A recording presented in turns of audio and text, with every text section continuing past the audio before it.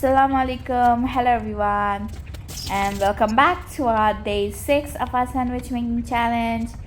Today I want to keep my sandwich very simple because I was really tired in the morning and I didn't feel like making something very heavy, and also my Bono didn't want to eat anything, so I just thought to myself I want to make a very easy and simple sandwich.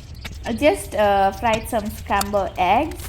After that, I am frying my bread. This is so easy. We'll just need our bread, butter, and eggs.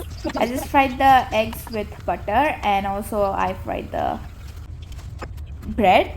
Then I applied some ketchup on top of the bread to make it a little bit flavorful so we can get a sweet and salty taste. And after that I added my eggs, and don't worry about why didn't I add ketchup to the other breads, because that was for me. I don't like ketchup. And that's all. I hope you like it. Bye bye. Ma salama.